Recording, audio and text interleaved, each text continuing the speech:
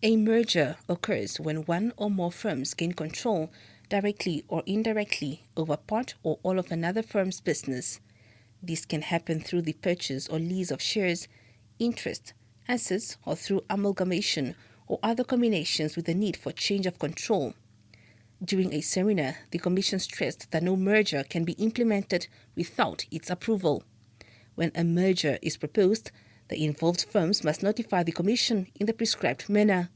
As per the threshold requirements, a merger is only notifiable if the combined assets or turnover exceeds $30 million and the assets or turnover of the transferred firm exceed $15 million. If these thresholds are not met, the merger does not need to be notified to the Commission. The target, in terms of requirement, it's required to have 15 million, and in total, the combined should be 30. It could happen that the target might have assets or turnover that over 40.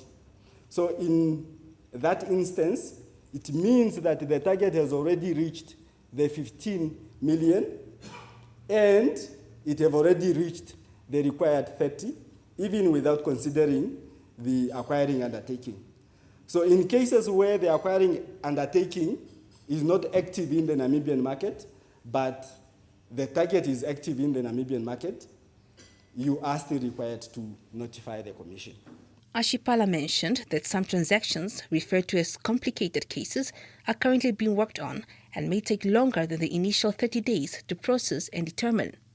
He further stressed that the Commission's main concern is assessing the potential effects of these transactions on the market. It can either be a unilateral effect or a coordinated effect. Yesterday, the CEO indicated that we have conditioned the Vivo engine transaction. The Vivo engine transaction, the theory of harm that was of concern to us was actually unilateral effects. Now, what we did was to look at their market share and determine how the market will change after the merger. We used the volume and we realized that post-merger they will have a market share of close to 60%. So now these are the volumes of diesel and petrol. Okay?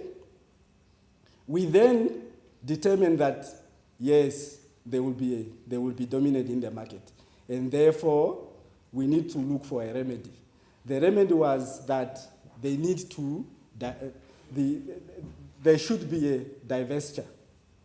And we have indicated to them that you need to sell some of the service station.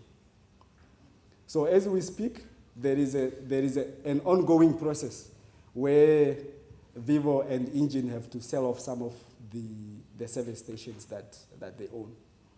So they have to sell off about 58 service stations. The Commission, through its Mergers and Acquisition Division, investigates and analyzes proposed mergers. It requires businesses to notify the Commission of such intentions, which are prohibited until approval is granted.